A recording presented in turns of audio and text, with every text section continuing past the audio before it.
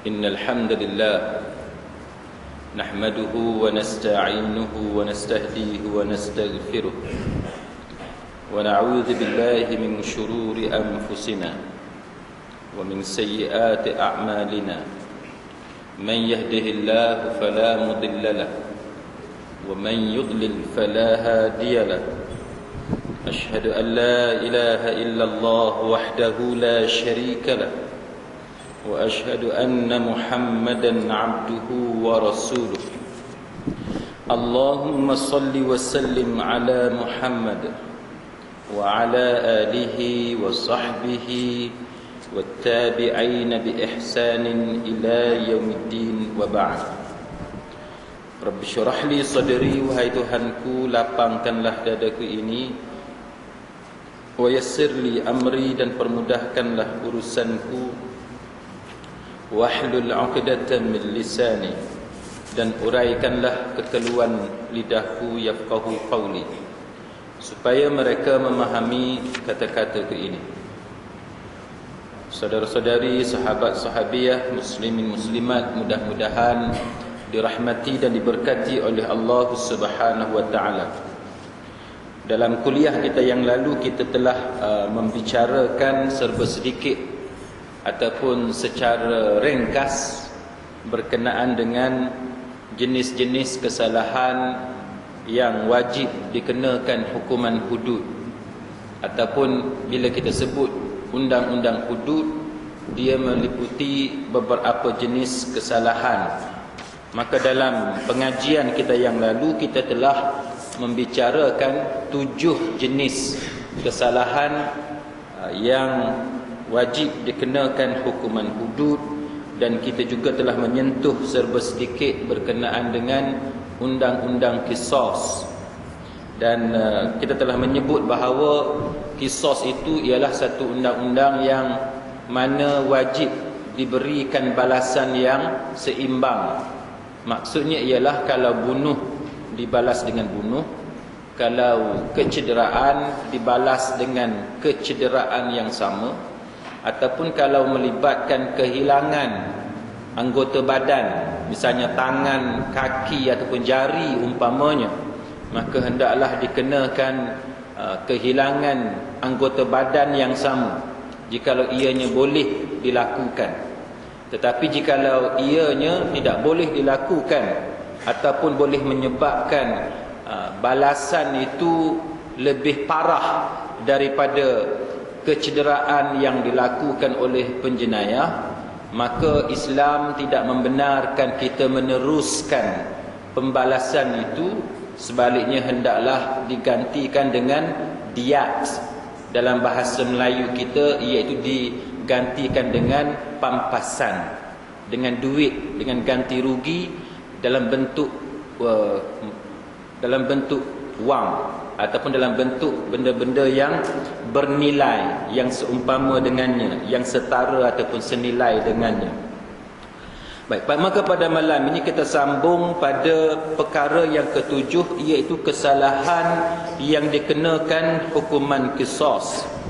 Apakah bentuk kesalahan yang wajib dikenakan hukuman qisas? Iaitu kesalahan yang wajib dikenakan qisas, dia ada 3. Yang pertamanya membunuh orang lain dengan sengaja, menghilangkan atau mencederakan salah satu anggota badan orang lain dengan sengaja, ataupun melukakan orang lain dengan sengaja. Dia ada 3 kesalahan. Yang pertamanya bunuh, yang keduanya menghilangkan atau mencederakan anggota badan orang lain, dan yang ketiganya melukakan. Anggota badan tak hilang, tetapi berlaku luka ataupun cedera. Maka ini 3 jenis kesalahan yang wajib dikenakan qisas. Tetapi walaupun kita kata wajib dikenakan qisas, hendaklah terlebih dahulu mendapat keizinan daripada keluarga mangsa. Jikalau keluarga mangsa memaafkan penjenayah, dia memaafkan penjenayah, maka tidak boleh bagi pemerintah untuk meneruskan hukuman itu dan wajib dibebaskan si penjenayah kerana dia telah dimaafkan oleh keluarga mangsa. Maka dalam ajaran Islam, kuasa meneruskan hukuman qisas itu berada pada tangan keluarga mangsa ataupun mangsa. Maka itulah bezanya dengan undang-undang yang ada pada hari ini. Ada orang mengatakan bahawa undang-undang kita hari ini sebenarnya sama sebagaimana qisas, iaitu Seksyen 302 Kanun Keseksaan. Kalau kita bunuh orang umpamanya, kalau didapati bersalah di mahkamah, maka kita akan digantung sampai mati mengikut undang-undang negara kita. Jawapan saya, dia adalah berbeza dengan undang-undang qisas. Kerana undang-undang qisas mensyaratkan keizinan wali ataupun keluarga mangsa terlebih dahulu sebelum kita meneruskan hukuman itu. Sedangkan dalam undang-undang negara kita, soal keizinan daripada keluarga mangsa langsung tidak dipedulikan. Dalam undang-undang negara kita, dia ada compoundable offences, iaitu kesalahan yang boleh di-compound, tetapi dia tidak melibatkan undang-undang pembunuhan, iaitu Seksyen 302. Dia melibatkan kesalahan-kesalahan yang lebih kecil. Benda yang lebih kecil, yang lebih ringan, dia ada apa yang disebut sebagai compoundable offences, iaitu kesalahan yang boleh di-compound. Maknanya tak perlu diteruskan di mahkamah, pihak penjenayah dia bayar certain amount kepada pihak mangsa ataupun pihak yang terlibat, maka kes akan ditarik balik kerana dia telah di-compoundkan. Itu dalam undang-undang negara kita pada hari ini yang kita warisi daripada pihak penjajah. Jadi kalau orang kata dia adalah sama dengan qisas, jawapan dia tidak sama, sebagaimana yang kita ulas dalam masalah pembunuhan Datuk Tahar. Itu contoh yang paling relevan untuk membezakan antara undang-undang qisas dengan undang-undang yang ada dalam negara kita pada hari ini. Baik.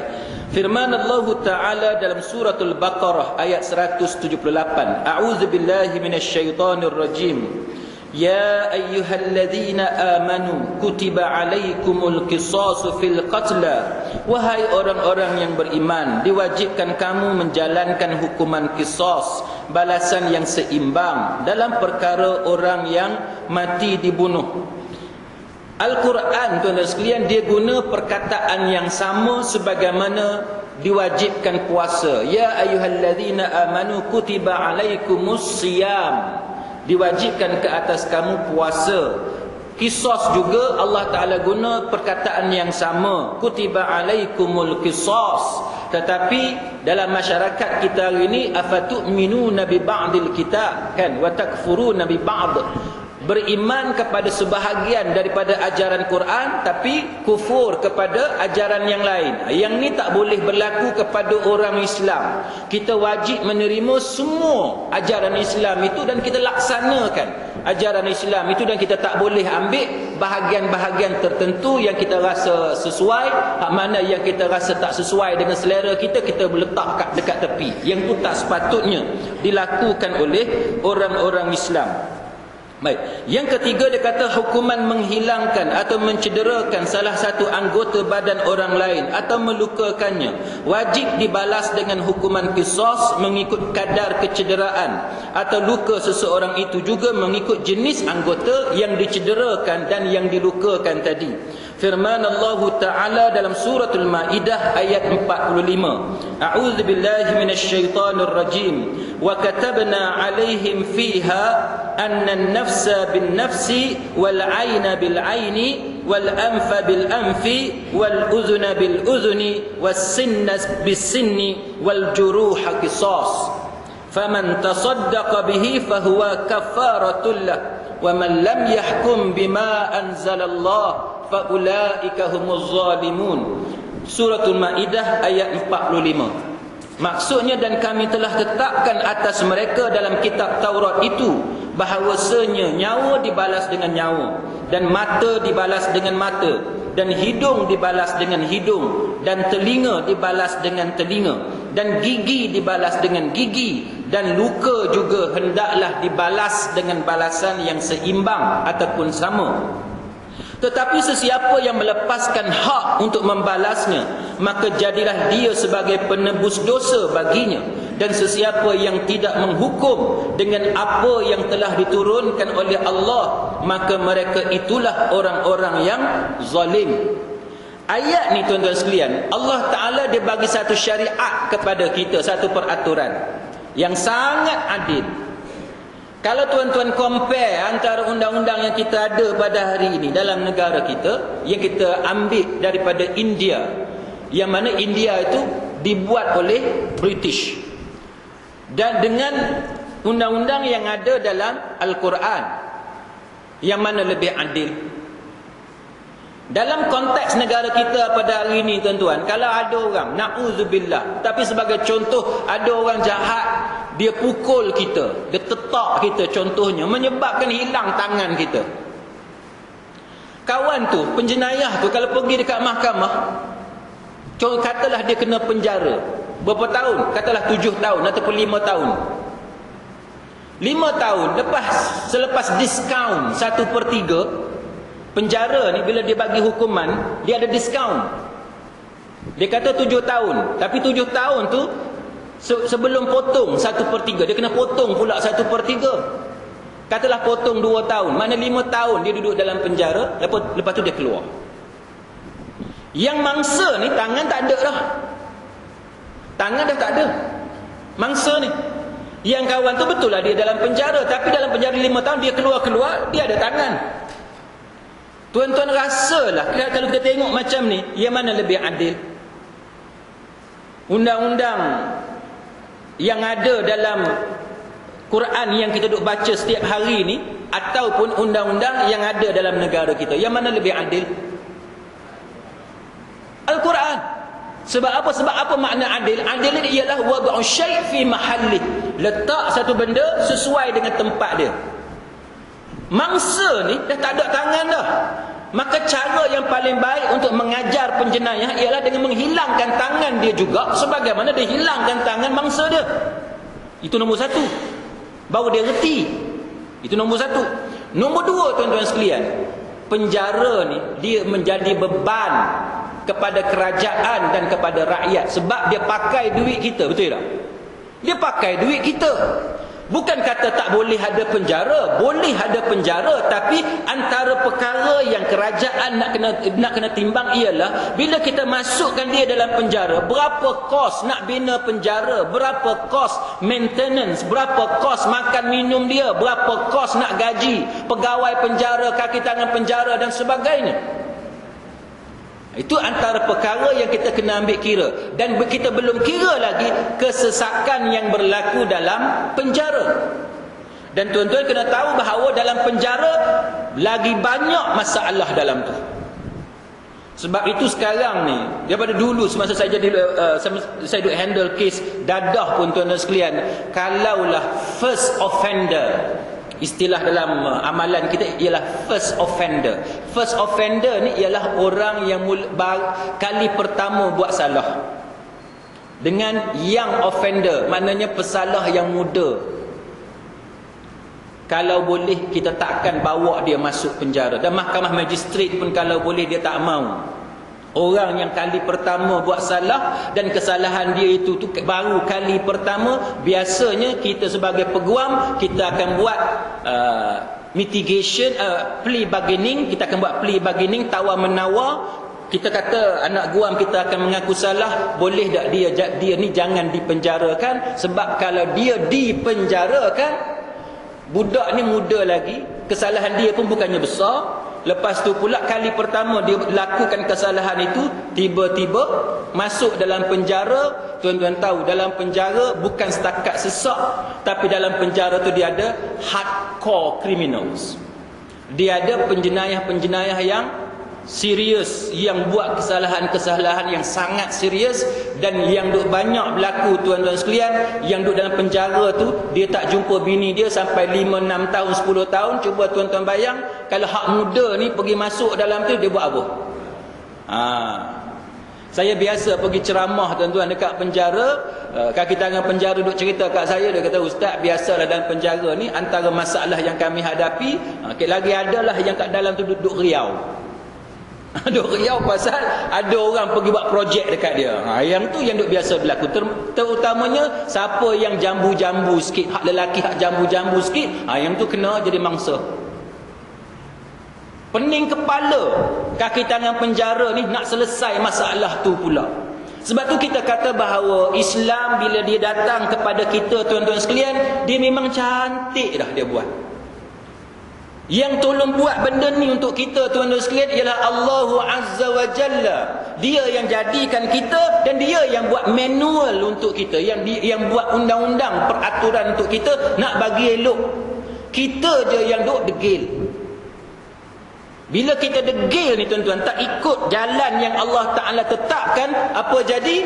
Masalah kepada diri kita sendiri. Tuan-tuan baca surat khabar semalam kot rasanya.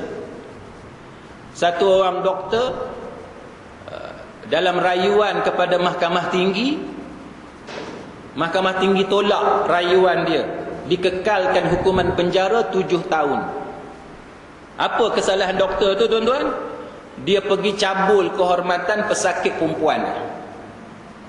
Budak perempuan ni umur 19 tahun, budak perempuan umur 19 tahun, sakit perut. Bila sakit perut pergi cek, kena masuk ward. Bila hospital bila dia masuk ward, doktor tu bertugas malam tu pukul 3 suku, 3.15 malam, dia pergi cek kawan tu. Tak tahulah, mungkin dia cek kali pertama dia rasa semacam dah, dia cek kali kedua pula dia rasa semacam pula, dia cek kali ketiga tu yang dia berani buat. Dia cek kali ketiga, dia pegang dada budak perempuan tu. Doktor ni umur dia 44 tahun. Doktor lelaki ni umur 44 tahun. Hospital apa? Kajang kot rasanya, hospital Kajang. Tuan-tuan pergi hospital Kajang kena hati-hati sikit. Dia pegang dada budak perempuan ni. Hak sakitnya perut, dia pergi pegang dada pula. Ni masalah. Tak tahulah wire bersambung ke mana tu boleh sampai pegang dekat dada. Lepas tu pula dia tak puas hati lagi, dia cek kali keempat pula, dia pergi pegang bahagian sulit budak perempuan tu. Menyebabkan esoknya budak perempuan ni komplain dekat keluarga dia, ayah dia pergi buat laporan polis, doktor ni kena tangkap, pergi ke mahkamah magistrate, perbicaraan di mahkamah magistrate kata dia salah dan dihukum penjara 7 tahun dan disebat 2 kali. Doktor ni doktor ni buat rayuan ke mahkamah tinggi kata keputusan mahkamah magistrate itu adalah betul dan pihak mahkamah tinggi tidak akan campur tangan sebab itu adalah yang ada dalam undang-undang. Tuan-tuan sekalian, dalam Islam kata apa? Dalam Islam kata kalau hak sakit tu perempuan, doktor perempuan lah yang rawat. Itu Islam. Kalau dah tak ada sangat doktor perempuan, lepas tu pula sakit kita tadi memang kecemasan. Kadang-kadang sakit perut ni boleh bawa maut, betul tak? Ada ketikanya boleh bawa maut. Mungkin kecemasan, bolehlah kita guna doktor lelaki, tetapi kena ada orang ketiga untuk teman, kena ada jururawat untuk teman. Maka pihak mahkamah tinggi kata kesalahan doktor lelaki tersebut kerana ketika dia merawat pesakit itu, dia tidak menggunakan jururawat sebagai orang ketiga. Hanya dia dengan pesakit itu sahaja, menyebabkan pihak mahkamah tinggi mengatakan bahawa kesalahan telah dilakukan oleh pihak doktor berkenaan. Dalam Islam tuan-tuan, sebab apa dia suruh kita bawa mahram kalau kita sakit dan perlu dirawat oleh doktor lelaki? Sebab apa? Sebab nak jaga pesakit dan nak jaga doktor. Cuba tuan-tuan bayang dalam kes macam ni, doktor tu mungkin kata, dia akan kata bahawa saya kena fitnah. Contohnya lah, budak perempuan ni nak mengorat saya tak layan dia, dia buat fitnah. Contoh tak? Tapi kesalahan kita apa dia tuan-tuan? Kesalahan kita kerana kita tak bawa jururawat sebagai peneman kita. Sedangkan Islam mensyaratkan mesti ada jururawat ataupun mahram bagi pesakit berkenaan. Jadi Islam tu datang, dia bukan nak susahkan kita. Islam tu datang, dia nak selamatkan kedua-dua pihak. Dia nak selamatkan si pesakit supaya maruah dia terjaga, dia tidak dianiaya, dan nak menjaga maruah doktor supaya dia tidak difitnah. Apa jadi tuan-tuan kalau doktor tadi dia ada isteri? Bergaduh tak suami isteri? Mesti bergaduh. Ke isteri dekat seberang jari dia kata, okey bang, okey, ada kata macam tu. Tak ada, mesti bergaduh. Apa abang ni, saya ada pergi pegang budak perempuan tu, buat apa pergi raba budak perempuan tu? Rabalah saya, contohnya lah. Contohnya lah kalau nak cakap kasar tuan-tuan. Contoh. Sebab itu tuan-tuan, kita jangan sekali-kali memandang rendah kepada ajaran agama. Ajaran agama tu tujuan dia tidak lain dan tidak bukan untuk menjaga kita semua.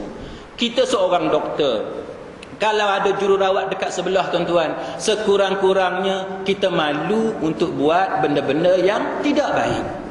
Sekurang-kurangnya kalau ada bisikan syaitan dalam diri kita untuk buat benda yang tak baik, walaupun mungkin kita terlupa sekejap kepada Allah yang duk perhati kita, sekurang-kurangnya kita tahu di depan kita ada jururawat yang memerhatikan tindakan kita. Maka itu akan menghalang kita daripada melakukan perkara maksiat ataupun kezaliman kepada pesakit berkenaan.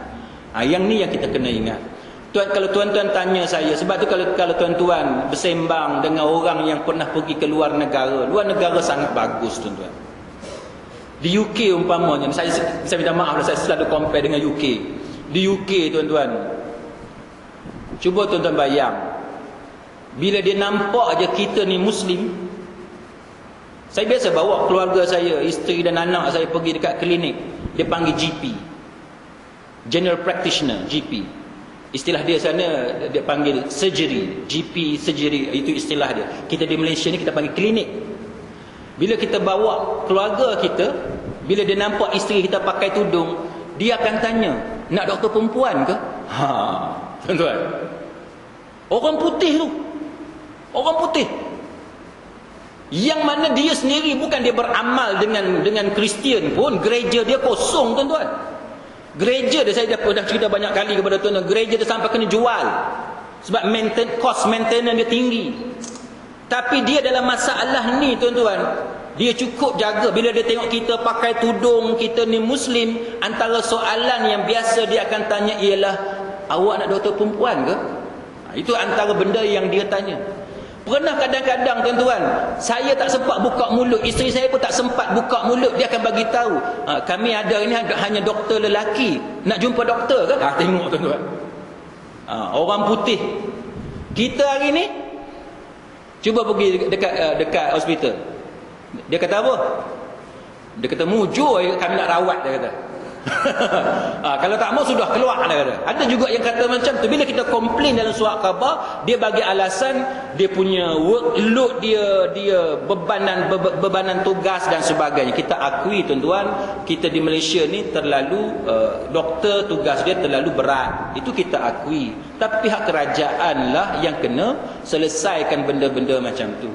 Jadi bila kita forward benda ni kepada kerajaan, alasan yang biasa kerajaan bagi ialah kerana tidak ada peruntukan yang cukup untuk menyediakan doktor. Tapi buat projek lain banyak pula peruntukan.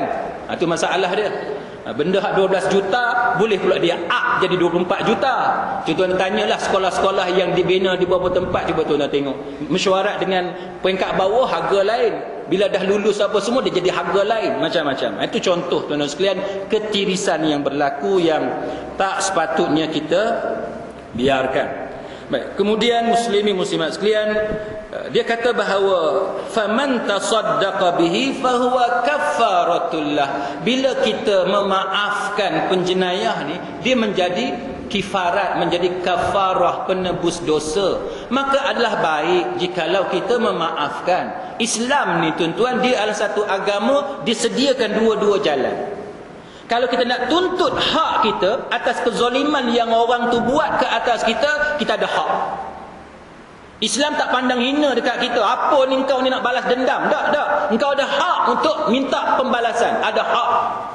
Tapi pada masa yang sama, Islam datang kepada kita, dia bagi tahu kalau kamu maafkan dia, itu menjadi kafaratullah, menjadi penembus dosa bagi orang yang memberikan kemaafan. Maka bagi sesiapa yang mengharapkan kepada Allah supaya dosa dia diampunkan oleh Allah Ta'ala, adalah baik bagi dia memaafkan kesalahan yang orang lakukan ke atas dia. Tapi tidak bermakna bahawa dia tak boleh tuntut hak dia. Dia boleh tuntut. Cuma Islam bagi jalan. Kita mampu yang mana? Kalau kita rasa tak mampu nak maafkan orang, Islam bagi jalan. Engkau boleh tuntut hak engkau. Tapi kalau kita rasa mampu maafkan orang tu, maka maafkan itu adalah lebih baik. Baik. Kemudian yang ke-8 tuan-tuan sekalian ialah hukuman dia. Kemudian di penghujung ayat itu dia kata wa man lam yahkum bima anzalallah faulaika humuz zalimun. Sesiapa yang tidak menghukum dengan hukuman Allah Taala, maka dia orang yang zalim. Ayat ni kita selalu sebut ayat 3 serangkai. Penyakit ni bukan penyakit je 3 serangkai. Bukan penyakit je yang ada rangkai-rangkai ni. Ayat pun dia ada 3 serangkai. Sebab apa 3 serangkai? Sebab dia ada wa man lam yahkum bima anzalallah faulaika humul, dalam ayat ni zalimun. Dalam 2 ayat yang lain fasikun, satu ayat yang lain pula dia kata kafirun.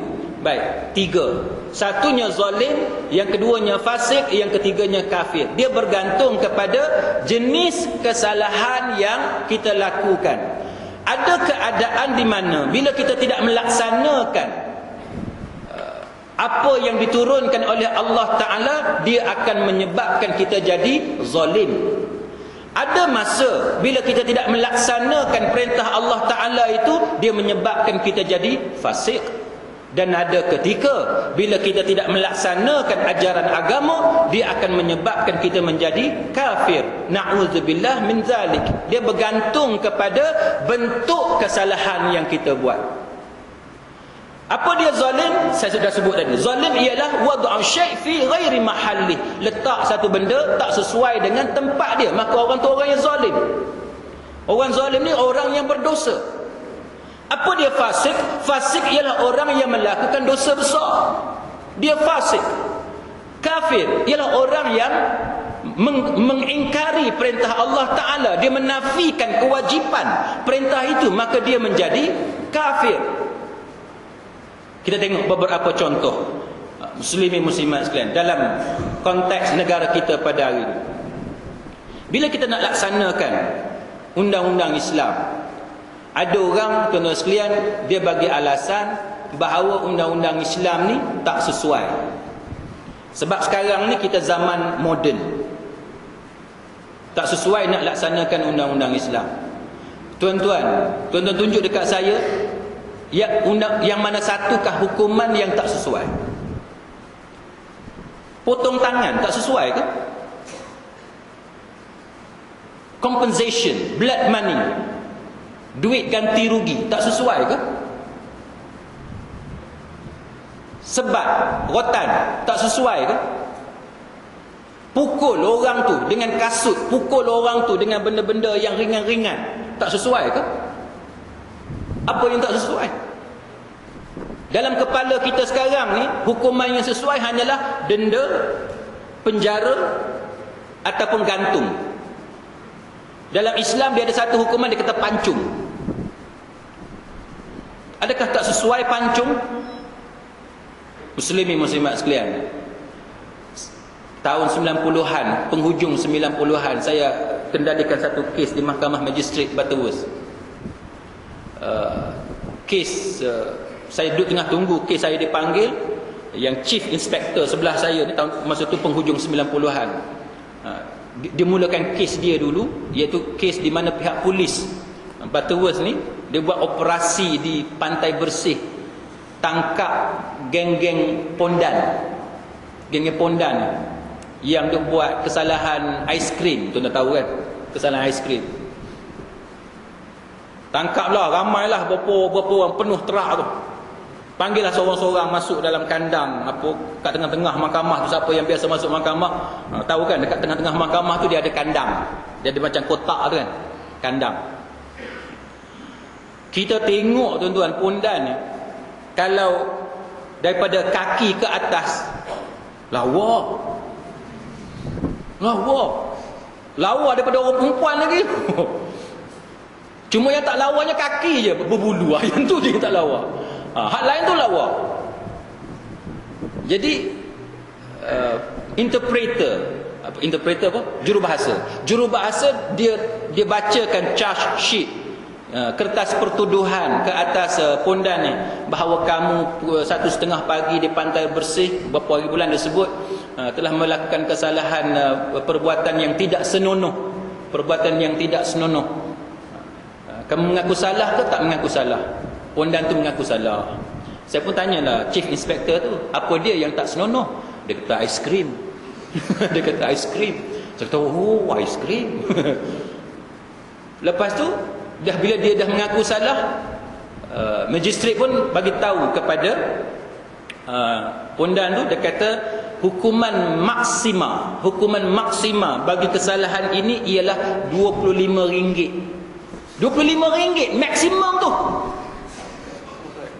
Awak mengaku salah ke tak mengaku salah? Pondan ni jawab mengaku salah. Chief Inspector tu Cina tu tuan. Dia berbisik dekat magistrate. Dia kata, tuan magistrate boleh tolong bayar pun tak apa, RM25. Dia punya keuntungan berapa? Tak tahu malam tu, betul tak? Sekali aiskrim berapa? Tak tahu.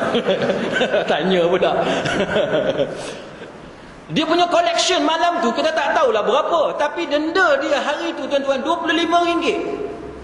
Muslim ni muslimat sekalian, cuba kita bayang bagaimana susahnya sarjan polis yang duk kejar dia tu. Tuan-tuan ingat, senang ke nak kejar?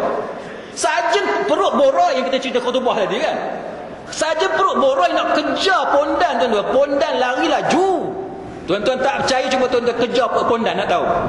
Siapa lagi laju? Pondan lagi laju. Dia lembut ni, masa dia nak goda kita je dia lembut. Masa dia marah, dia keluar suara garau dia tu, bola keluar kat ni. Keluar yang tu tuan-tuan, baru tuan-tuan tahu undang-undang mana ni tuan-tuan. Saya tanya dekat Chief Inspector, saya kata kenapa undang-undang kesalahan perbuatan tidak senonoh ni maksimum RM25? Dia kata, tuan, nak buat macam mana? Ini undang-undang daripada zaman penjajah dulu yang kita duk kekalkan sekarang. Tu Chief Inspector tu tuan-tuan, pendakwa sendiri bagi tahu undang-undang terlalu lama, undang-undang lapuk yang tak pernah diubah, tak pernah dipinda tuan-tuan sekalian. Ni masalah kita. Sedangkan sepatutnya kita lebih serius dalam perkara yang macam ni. RM25 tuan-tuan, nak bayar minyak petrol, truk polis yang duk ulangan lik itu pun tak lepas. Ini masalah dia yang berlaku, yang mana akibat daripada kita ni tidak serius dalam melaksanakan perintah Allah Subhanahu wa taala. Apa maksud wa man lam yahkum bima anzalallah? Dia bukan sahaja bab hudud tuan-tuan. Ayat ni dia kata wa man lam yahkum, sesiapa yang tidak menghukum bima anzalallah, dengan apa yang diturunkan oleh Allah. Maknanya bukan sahaja hudud, semua benda. Bab hudud ke, bab ekonomi, bab keuangan ke, bab sukan ke, bab makan minum, bab akidah, bab hiburan, bab sukan permainan dan sebagainya, semua benda tuan-tuan sekalian, hendaklah kita menghukum berdasarkan kepada Al-Quranul Karim. Ma anzalallah ni maknanya Al-Quran yang diturunkan oleh Allah Subhanahu wa taala. Tuan-tuan sekalian, khutbah tadi saya ada cerita berkenaan dengan tazkirah tadi. Saya ada cerita pasal mimpi kan, pasal mimpi. Kalau tuan-tuan tengok umpamanya beberapa tulisan para ulama pasal mimpi ni, mimpi pun termasuk dalam perkara yang mana bila kita nak buat satu benda tuan-tuan sekalian, kita kena tengok kepada perintah daripada Allah Ta'ala. Sebab itu dalam tazkirah saya tengah hari tadi, kita ambil daripada surah Yusuf. Kita ambil daripada surah Yusuf. Sebab bila kita nak bincang berkenaan dengan isu mimpi, kita kena cari yang mula-mula apa dia? Al-Quran. Sebab itulah ma anzalallah, benda yang diturunkan oleh Allah Ta'ala. Masadirus syariah, sumber syariat ni ada dua. Apa dia? Quran dan hadis. Selama mana kita berpegang kepada Quran dan hadis, kita takkan sesat selama-lamanya. Kita takkan sesat, tuan-tuan. Tapi bila kita melencong keluar daripada Quran dan hadis, itu yang timbul masalah. Ni ada pula isu yang terbaru duk keluar dalam YouTube, orang duk sebar dalam Facebook. Ada, ialah selebriti dan tuan-tuan pun kenal dia, duk cerita pasal Bani Tamim. Ta dengan mim, dia jadi tanah Melayu. Kita pun dah pening dah, tuan-tuan. Macam manalah pula ni cerita lagu ni. Tuan-tuan, ustaz ni dia manusia biasa, dan saya pun tak sukalah menceritakan keaiban orang. Tetapi kita kena belajar, tuan-tuan, bahawa benda yang keluar daripada mulut ustaz, termasuk saya sendiri, tuan-tuan jangan terima bulat-bulat. Itu petua dia. Yang Quran dan hadis kita wajib terima. Tu pun bukan terima bulat-bulat, sebab kadang-kadang orang baca ayat Quran tapi dia tafsir melencong. Kena hati-hati. Kita kena cek tafsiran ustaz tu betul ke tak betul. Memanglah bila kita cek dalam Quran ada ayat tu, tapi tafsiran tu betul ke tak betul, kita kena cek. Hadis bila orang baca dekat kita, kita kena cek hadis tu sahih ke, dhaif jiddan ke, hasan ke, maudhu' ke, apa ke, kita kena cek. Lepas tu pula syarah hadis tu, walaupun hadis tu sahih, tapi syarah dia tu betul ke tak betul. Entah-entah ustaz tu reka dia ikut faham dia. Yang tu tak boleh. Kita kena hati-hati. Mungkin tuan-tuan akan kata, ustaz tu ustaz baik, dia orang baik. Ya, orang baik, tetapi orang baik tak semestinya dia betul semua. Kadang-kadang orang baik pun dia buat silap. Maka sebab itu kita kena hati-hati. Jadi kalau tuan-tuan terjemah Bani Tamim, ta dengan mim jadi tanah Melayu, saya pun pening. Macam mana pula Nabi boleh cakap Melayu pula, tanah Melayu. Nabi boleh cakap Melayu. Kita pun jadi pening. Lepas tu yang terbaru petang tadi, sebelum saya duduk bersiap nak datang ni, dia post pula satu video dia kata dia dah rujuk dekat satu ustaz. Tuan-tuan, nak rujuk ni pun kena rujuk pada orang yang berautoriti. Ustaz ni walaupun dia keluar dalam TV, tak semestinya dia betul. Di beberapa tempat saya pernah cerita, ustaz-ustaz yang keluar dalam TV, nanti tuan-tuan kata ustaz jalan itu dia jealous tu sebab dia tak keluar TV. Itu masalah lah pula. Masalah lah pula. Kalau saya keluar TV, tuan-tuan, saya tak main malam ni, tak main. Tuan-tuan jangan baik-baik, nasib baik saya tak keluar TV. Tuan-tuan sekalian, melawak. Tuan-tuan sekalian, tak semestinya ustaz yang keluar TV, yang keluar radio ni dia betul. Sebagaimana tak semestinya saya ni yang tak keluar TV, tak keluar radio ni betul. Manusia ni semua dia sama. Tok guru pondok sekalipun, profesor kat universiti sekalipun, tak semestinya dia betul semua. Samalah juga. Dia belajar di Saudi ke, dia belajar di Yaman ke, di Syria ke, di Azhar, di Mesir ke, tak semestinya dia betul sebab dia manusia. Jadi kita sebagai talib, sebagai penuntut ilmu, kita kena cek benda yang kita mengaji dengan dia. Lepas kita belajar, benda yang kita dah biasa dengar, tak apalah kita tak payah cek. Tapi benda yang kali pertama kita dengar, kita rasa pelik, contoh. Kita rasa pelik, kita kena cek. Itu tugas talib, tugas penuntut ilmu. Dia kena double check. Kalau dia tak faham, dia tanya ustaz tu balik. Contoh kata dia friend dengan Facebook, ustaz tadi ustaz sebut dalam kuliah tadi betul ke macam ni? Kita kena check. Ataupun kita cross check. Tahu cross check? Kita cross check, bukan check duit tu dah, bukan itu. Check mana kita periksa balik. Cross check maknanya kita dengar daripada satu ustaz, kita check dengan orang lain. Itu cross check. Mana kita check dengan orang lain, kita banding, kita compare. Itu cara kita mengaji. Sebab tu saya selalu bagi nasihat, tuan-tuan mengaji, jangan mengaji dengan ustaz yang satu aliran. Kena pelbagaikan aliran supaya kita boleh compare, kita boleh banding. Tuan-tuan katanya, ustaz aliran tu apa dia pula? Kan? Aliran ni nak senang cerita ginilah. Ada ustaz dia mazhab Syafi'i saja. Ada ustaz dia mazhab Hambali contohnya. Jadi kita belajarlah dengan dua-dua ustaz ni. Ada ustaz pula dia pondok saja, dia reti kitab kuning je. Ada ustaz ni pula dia pandai kitab-kitab Arab, kitab kuning dia tak reti baca. Bumi dia pergi baca bom, contohnya lah. Dia tak reti kitab Jawi kuning ni, dia tak reti. Kitab-kitab Fatani, petani ni dia tak reti. Kita belajar dua-dua boleh, baru kita boleh compare. Baru ilmu kita tu ilmu yang terpercaya, reliable, yang boleh disandarkan, yang boleh kita pegang. Sebab kita boleh compare. Itu cara mengaji yang betul. Samalah juga ada ustaz tuan-tuan sekalian, kita tengok fiqh dia ni ketat. Ada ustaz pula fiqh dia mudah aja. Kan kita kena mengaji dua-dua supaya kita boleh compare yang mana kita rasa paling tepat mengikut Al-Quran dan hadis. Itu cara kita mengaji. Itu yang paling baik tuan-tuan sekalian. Cuma tuan-tuan jangan buang masa dengan ustaz yang mengarut. Tu jangan buang masa lah. Yang tu jangan pergi mengaji dengan dia. Yang tu karut. Cerita yang keluar mulut dia semua karut, benda yang merapu, yang tu janganlah, itu buang masa je.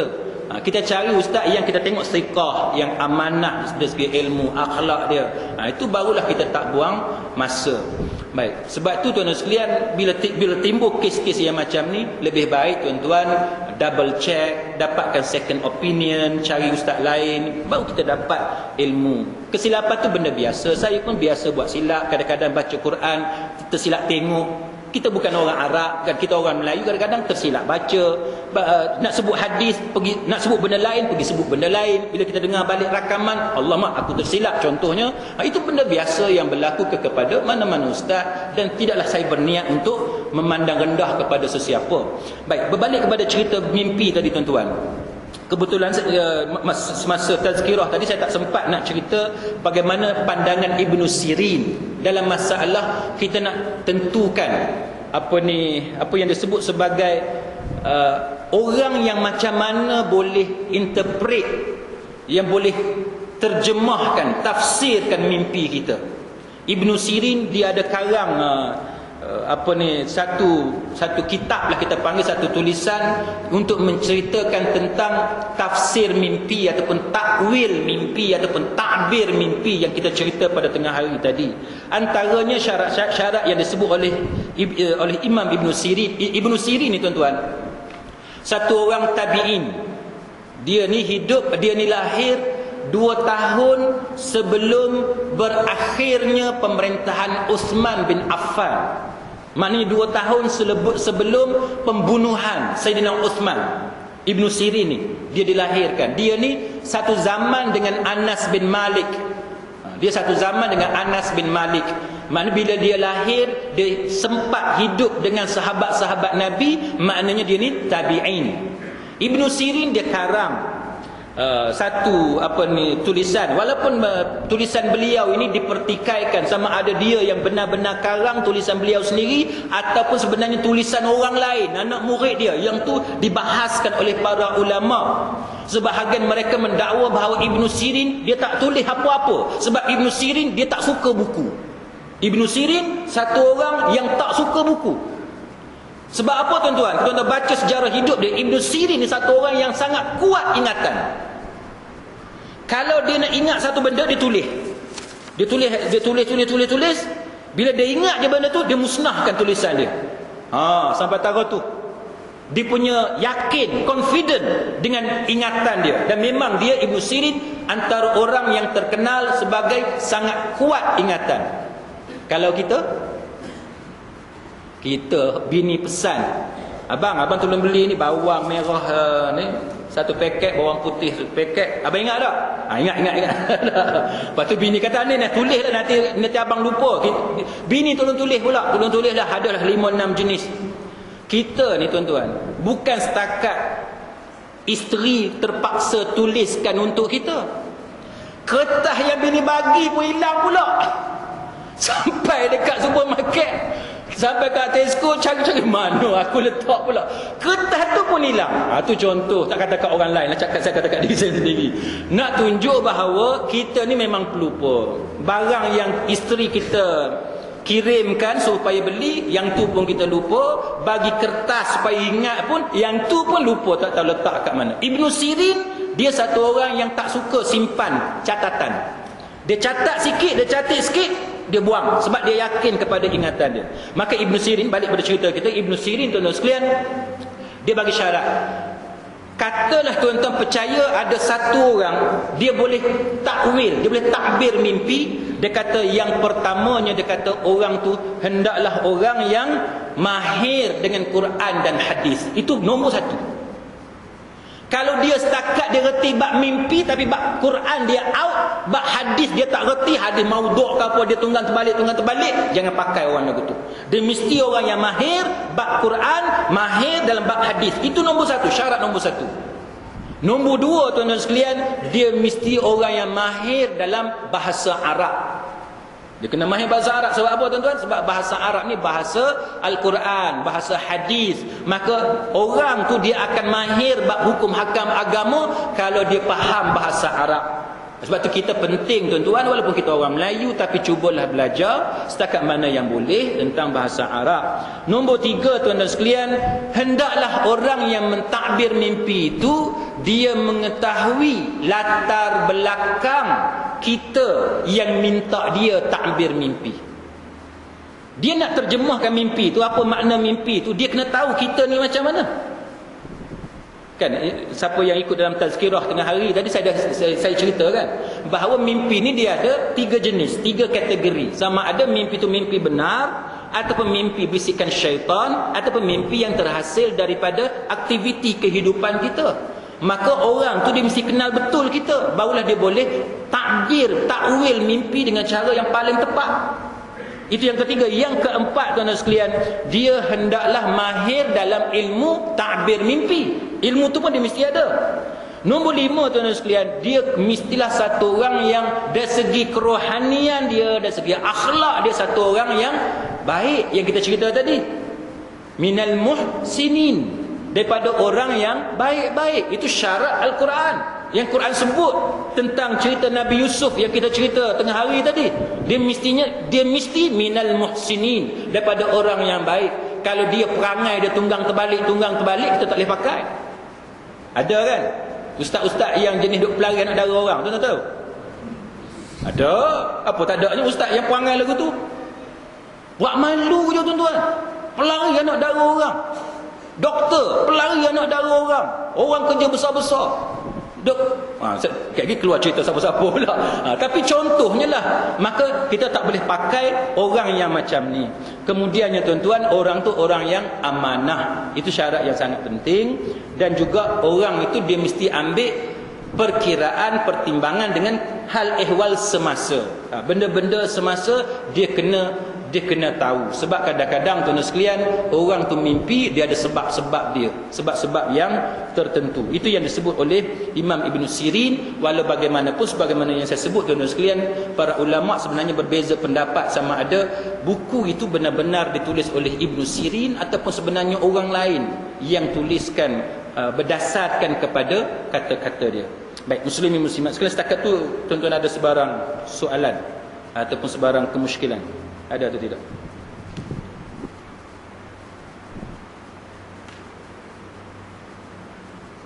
Tak ada? Ya? Ya.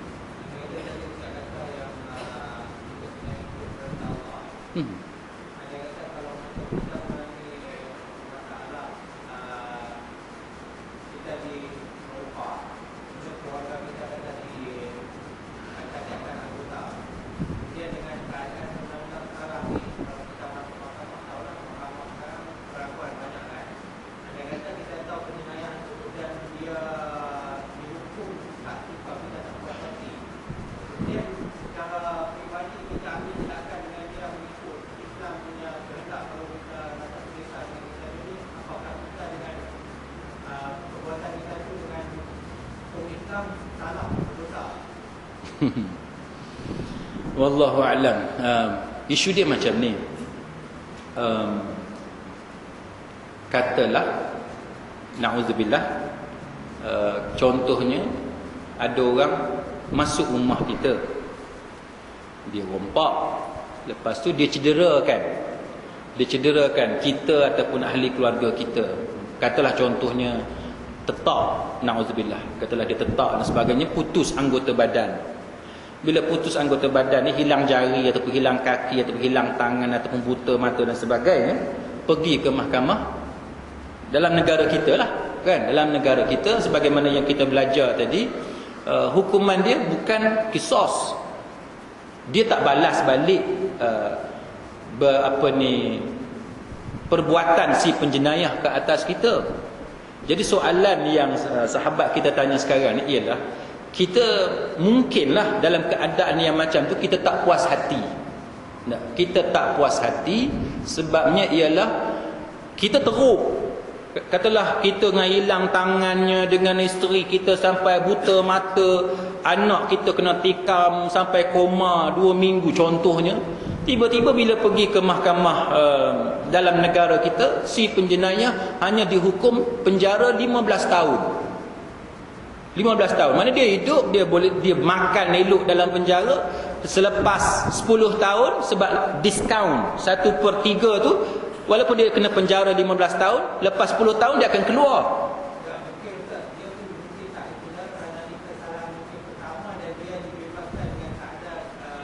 Bukti tak ada.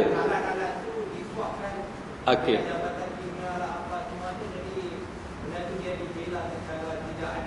Okey, katalah satu lagi nak tambah cerita bagi sedap sikit. Katalah dia tidak convicted. Dia didapati tidak bersalah. Discharged and acquitted dalam istilah undang-undang kita sekarang. Discharged and acquitted, dilepaskan dan dibebaskan. Tu istilah mahkamah tu. Dah lah lepas, bebas pula tu. Istilah undang-undang. Tak apalah. Discharged and acquitted. Atas sebab mungkin dia ada rasuah lah. Kata ada rasuah dan sebagainya, menyebabkan kita rasa dianiaya.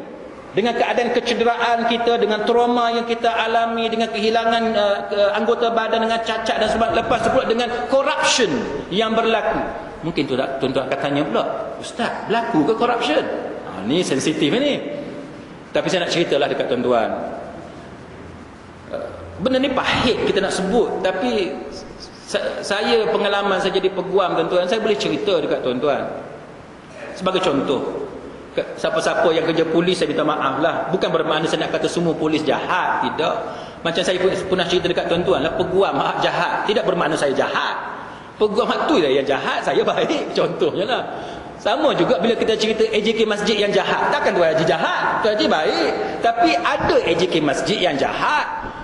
Bila-bila ke tempat lain, janganlah tuan-tuan tuduh kata, oh Ustaz Jalani kata semua polis jahat. Tak, bukan semua. Kita cerita orang jahat je. Yang kau pergi pukul semua kata jahat tu pasal apa, kan?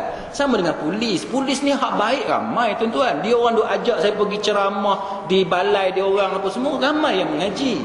Tapi ramai juga yang jahat. Yang tu yang kita kena faham. Jadi jangan salah sangka. Yang baik pun ada, yang jahat pun ada. Jadi polis ni tuan-tuan, sebahagian daripada mereka, dengar betul-betul ini, bukan semua. Sebahagian daripada mereka jahat. Kita sebut senang, jahat, memang jahat. Cuba tuan-tuan bagi tahu dekat saya, senang je. Askar pencen dengan polis pencen, cuba tuan-tuan tengok hak mana banyak kaya, hak mana ramai kaya. Polis askar pencen biasanya tak ada yang kaya lah, biasa-biasa lah. Kalau pangkat rendah, yang pangkat rendah biasanya rumah pun biasa, kereta pun biasa. Tapi kalau polis pangkat rendah yang pencen, kadang-kadang rumah dia kalah lawyer ni lah. Kalah lawyer ni, dia punya kaya tu. Duit kat mana? Tuan-tuan kena tanya saya boleh cerita satu-satu. Malam ni sampai pukul 12 pun saya boleh cerita. Satu contoh, polis bahagian narkotik. Narkotik tuan-tuan tahu? Dadah. Polis trafik, tahu trafik? Tahulah, yang nak tahan tuan-tuan tengah jalan tu lah. D7, tahu D7? Kongsi gelap yang duk jaga kelab malam apa semua tu, ya, apa tu, geng-geng kongsi gelap, geng-geng kelab malam, hiburan apa semua tu. Ini antara contoh polis yang senang nak jadi kaya kalau dia jahat. Kalau dia jahat, sebagaimana lawyer pun dia boleh jadi jahat. Saya tuan-tuan, saya bukan nak cerita kata saya baik, bukan, tapi saya nak buat perbandingan. Kalau saya nak menang kes, boleh tak? Boleh. Baru ni kawan saya, dia kena tangkap di bawah kes dadah 39B, Akta Dadah Berbahaya. 39B ni tuan-tuan, gantung sampai mati.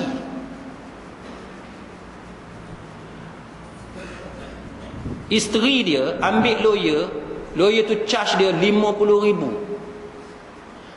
Adik dia pula ambil lawyer lain, dia ambil 2 lawyer satu lagi ambil 30,000. 80,000 kawan saya ni kena bayar dekat lawyer. Nak menang kes tu senang tak? Senang nak menang kes? Senang. Tak payah cerita 80,000, cerita 50,000 je. 50,000 saya ambil dekat saya 40,000, 10,000 lagi saya suap dekat siapa-siapa yang saya perlu suap. Saya ada 40,000, saya pergi mahkamah, saya lenggang sebab saya tahu saya akan menang, tak payah pening kepala. Macam mana cara dia?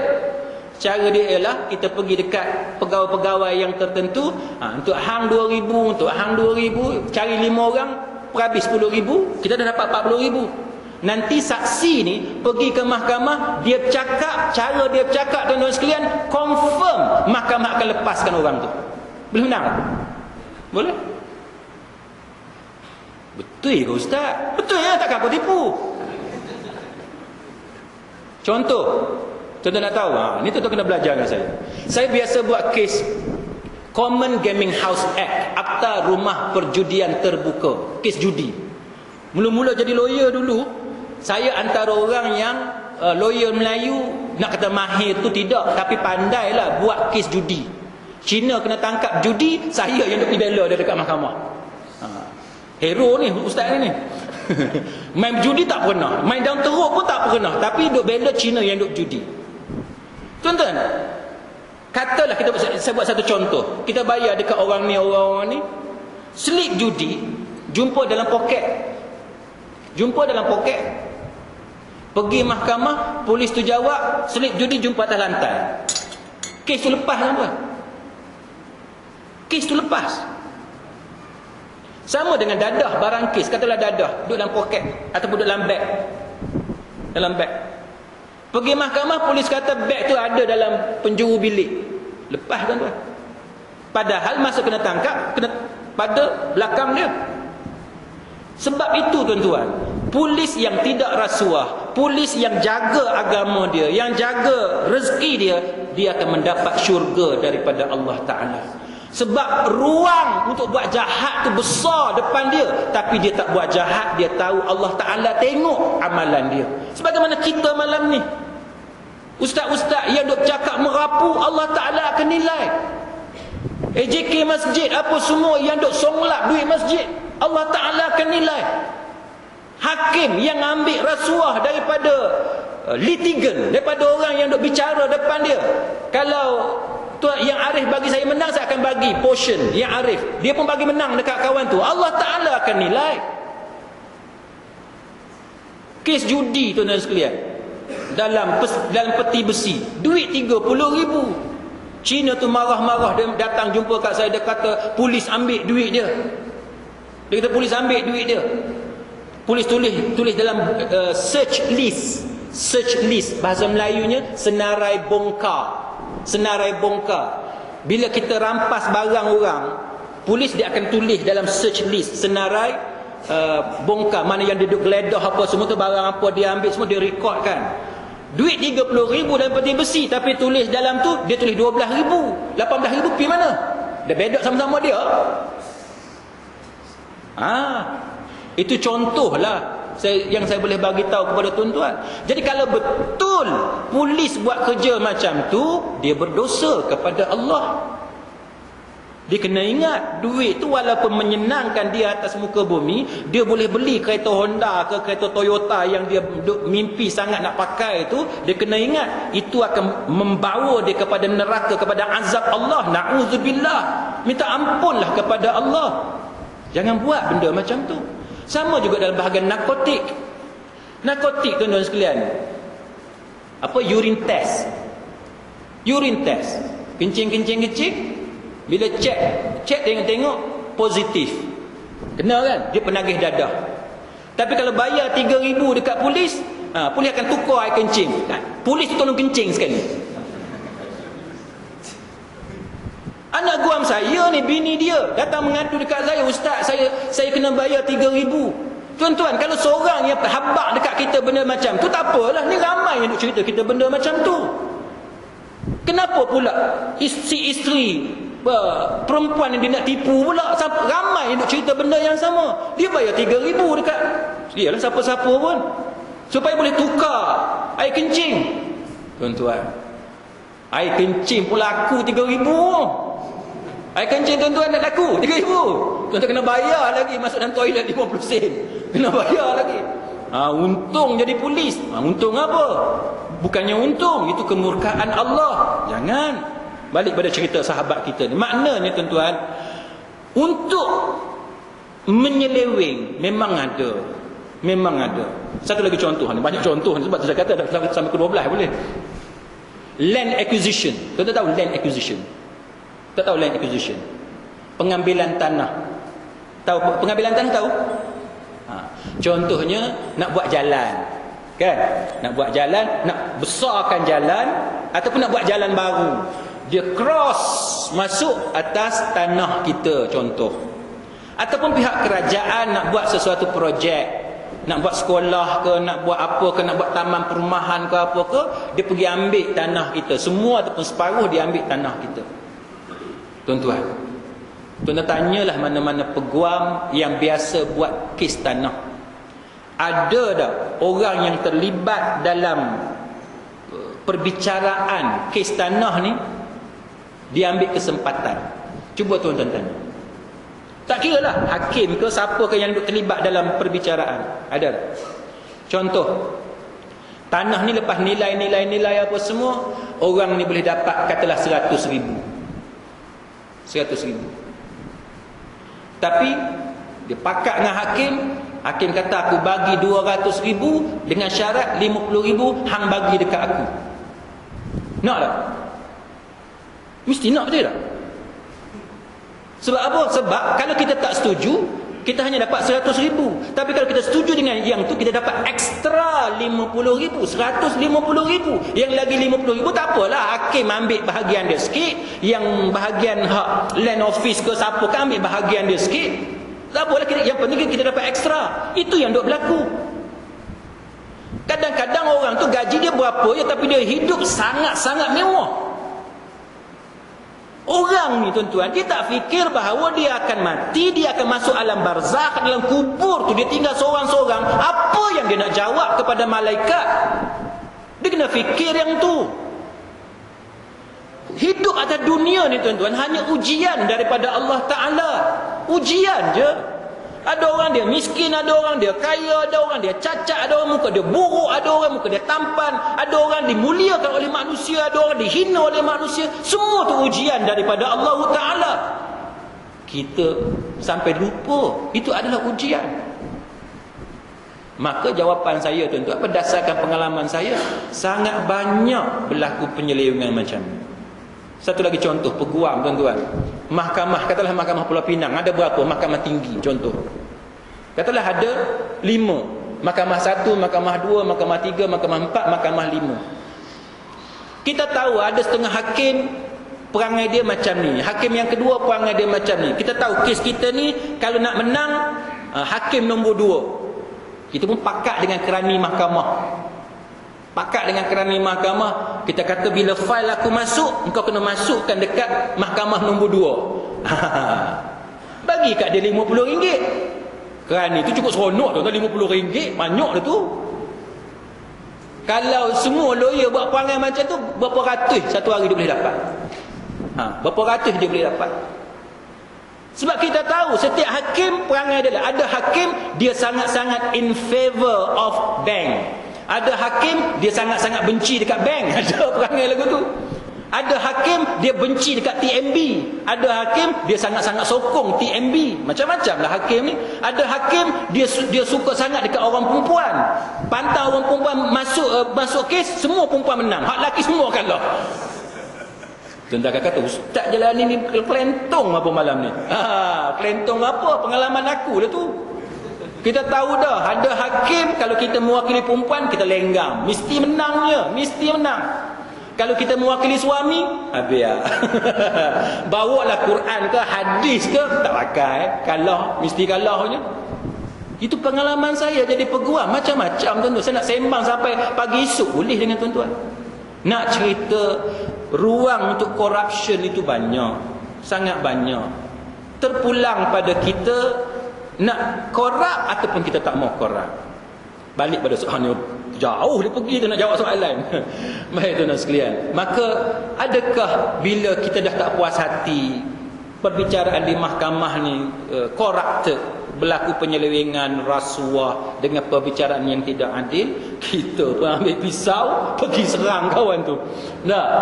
Kita hududkan dia ataupun kita kisoskan dia. Baik, muslimin muslimat sekarang, wallahu a'lam. Tapi kalau tuan-tuan tengok dalam kita nak hukum ni, kita tengok kepada sejarah para sahabat. Kita tengok satu, tuan-tuan tengok hukum, yang kedua tuan-tuan tengok kesalahan-kesalahan para sahabat. Baik. Saya ambil beberapa contoh. Pernah kita mengaji dulu dalam bab Abdullah yang dipanggil sebagai Himar. Dia buat satu kesalahan. Kesalahan dia ialah minum arak. Sahabat condemn dia. Sahabat kata yang bukan-bukan dekat dia.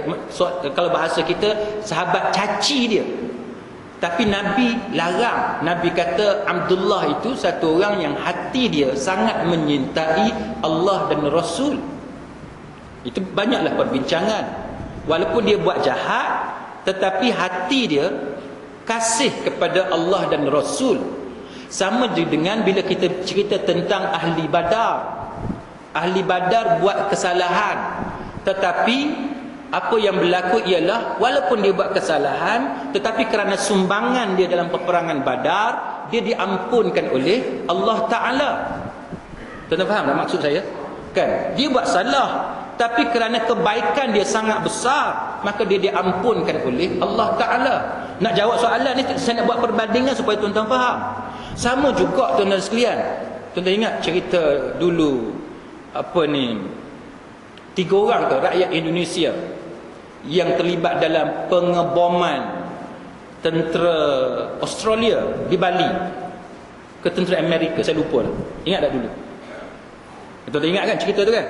Baik. Yang dikaitkan dengan JI.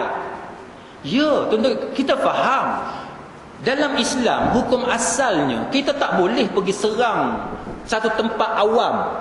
Disko ni tuan-tuan, iyalah disko ni tempat orang jahat, tapi dalam tu walaupun ada tentera negara musuh, tentera Amerika yang buat zalim di Afghanistan, di Iraq dan sebagainya, tapi dalam disko tu juga ada orang yang tidak ada kaitan dengan peperangan.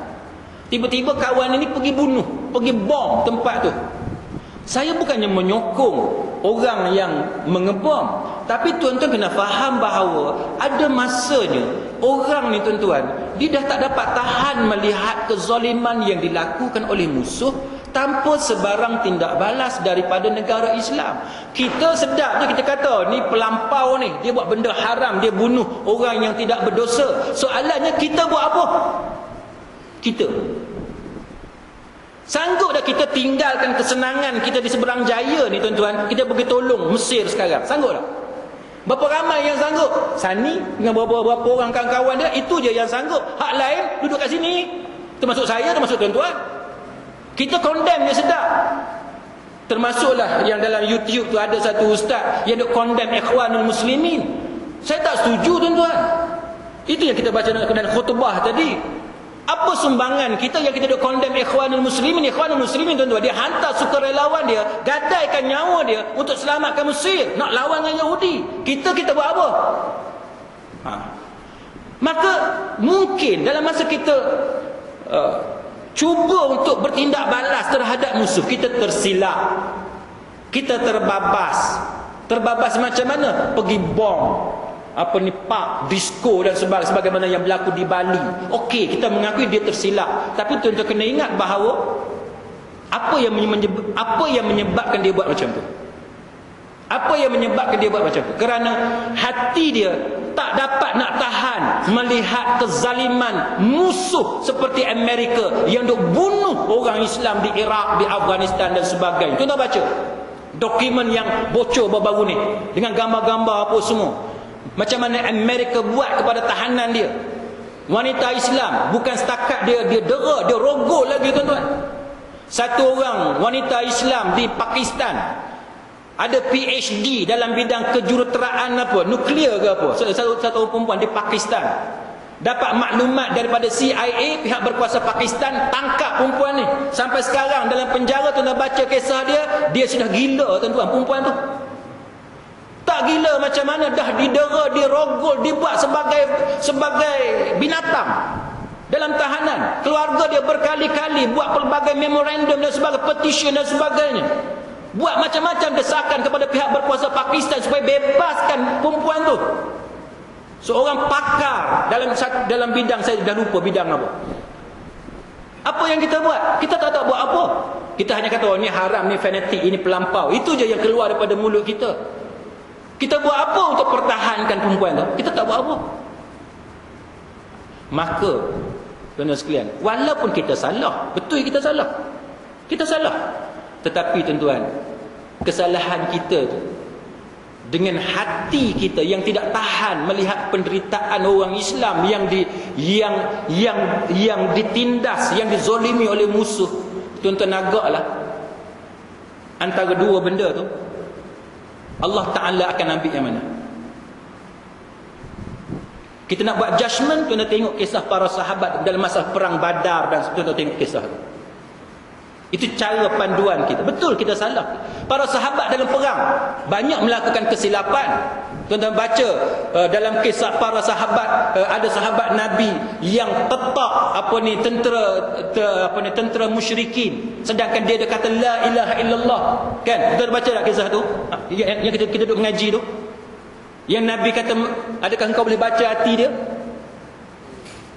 Sahabat kata dia ucap sebab dia takut kepada pedang aku. Tu yang Nabi kata engkau boleh baca ke pedang hati dia. Maknanya sahabat buat silap. Tapi adakah sahabat tu jadi jahat? Tak, sahabat tidak jadi jahat. Cuma cara dia tadi, dia tersilap. Sama dalam kes kita tadi. Tuan-tuan, cuba tuan-tuan bayang, kita telah dianiaya dalam rumah kita, perompak masuk dalam rumah kita. Kena tikamnya sampai anak ada komanya, kena kerak tangan, macam-macam lah yang berlaku. Rumah kena rompak, tiba-tiba pergi dekat mahkamah berlaku penyelewengan, rasuah dan sebagainya, menyebabkan kawan tu tersenyum simpul boleh keluar macam tu. Adakah salah kalau kita ambil undang-undang dalam tangan kita sendiri, kita pergi balas kepada orang tu? Kalau tuan-tuan tanya salah, memang salah. Memang salah. Tapi dengan keadaan yang berlaku, saya percaya tuan-tuan sekalian. Nanti saya jawab ni, tuan-tuan ambil buat undang-undang sendiri pula. Tapi itu yang saya maksudkan. Saya tak mau sebut, tetapi itu yang saya maksudkan. Kita mungkin tersilap dalam mengambil tindakan itu di tangan kita. Tapi tuan-tuan kena ingat bahawa Allah Ta'ala dia akan timbang amalan kita. Para sahabat juga melakukan kesilapan. Tetapi kesilapan para sahabat tidak menjadikan sahabat itu berdosa sehingga dimurkai oleh Allah Ta'ala. Kita manusia ni tuan-tuan, dia ada limit. Dia ada limit. Akhirnya kita tak tahan kerana penyelewengan yang berlaku, kerana orang jahat lepas begitu. Maka kita ambil tindakan. Saya ambil satu contoh. Katalah contoh, isteri tuan-tuan dicabul oleh orang lain, na'udzubillah.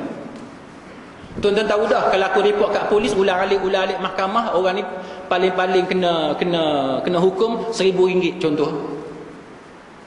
Mana baik? Kita report kat polis atau kita bagi penumbuk satu dah dekat kawan tu? Betul tak?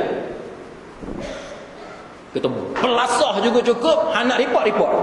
Yang hang pergi raba punggung bini aku tu pasal apa? Contohnya lah. Anak pergi report. Memanglah kalau tuan-tuan tanya saya, salahlah sebab kita ambil undang-undang letak pada tangan kita. Tapi itu antara cara tuan-tuan kita nak ajar orang tu. Saya boleh bagi contoh banyak kepada tuan-tuan bagaimana orang tu pula kalau dia ada kabel pula dia lepas macam tu je. Kes accident, kereta warna merah tuan-tuan. Kereta tu warna merah. Kereta tu yang langgar saya. Kok belakang. Saya pergi dekat balai polis beli gambar. Kereta yang merah tu dia jadi coklat pula. Sebab tu saya kata, kalau tuan-tuan kata kat saya, ustaz jangan tuduh polis tak jahat, saya boleh bagi banyak bukti kepada tuan-tuan. Polis memang jahat, tapi bukan semua. Sebagaimana ustaz pun jahat, sebagaimana tok guru pun ada jahat, Quran pun cerita ulama pun jahat, tapi bukan semua. Ada yang jahat, ada yang baik. Itu yang kita kena faham. Wallahu a'lam. 9 suku saya minta maaf, dah belajar soalan sikit je. Jadi okey, boleh. Jadi saya tak mau sebut, tetapi pembayang yang saya bagi itu jawapan saya. Wallahu a'lam. Aku qauli hadza wa astaghfirullahal azim. Wa lakum assalamu alaikum warahmatullahi wabarakatuh.